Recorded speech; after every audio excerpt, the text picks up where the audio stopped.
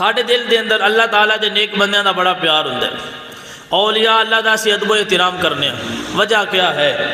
اللہ فرماندا ہے انہاں مینوں راضی کیتا ہے تے میں رب نے پوری دنیا دے دلاں وچ انہاں دا پیار پیدا فرما دیتا ہے۔ ان الذین آمنوا وعملوا الصالحات سیجعل لهم الرحمن ودا۔ اللہ فرماندا ہے اے بندہ مومن جڑا ایمان لے کے آئے پھر نیک عمل کرے، یا اللہ کی ہوندا انعام ہے؟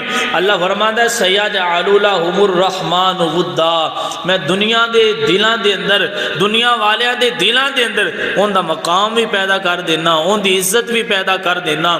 جدوں بندہ مینوں راضی کردا ہے تے میں دنیا دا رخ اون دے ال پھیر دینا۔ اے بندہ مومن تو میرا ذکر کر رہے ہیں، میں دنیا تے تیرے چرچے بلند کراں گا۔ سبحان اللہ۔ لہذا اس چیز نو سانو سمجھنا پوے گا، ان دے نال سانو اتفاق کرنا پوے گا کہ عزت برانڈ دا نام نہیں ہے، عزت پیسے دا نام نہیں ہے، عزت چنگے جتی کپڑے دا نام نہیں ہے، عزت زیادہ پلاٹ ہونے دا نام نہیں ہے، عزت پراپرٹی اور بینک بیلنس دا نام نہیں ہے، عزت بندے دے اچھے لمبے قد ہون دا نام نہیں ہے، عزت موٹے تازے جسم دا نام نہیں ہے۔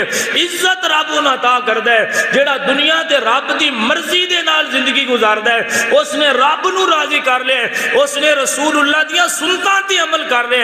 جدو بندہ رب تے رب دے نبی نو راضی کر لے، میرا رب اس بندے دا مقام بلند فرما دیندا ہے۔ عزت دی وجہ ایکو ہے، میرے رب نو راضی کر لو، رب تانوں عزتاں عطا فرما دے گا۔ ذلت اور رسوائی دا سبب ہے دین چھڈ کے دنیا دے پیچھے دوڑ لا دینا۔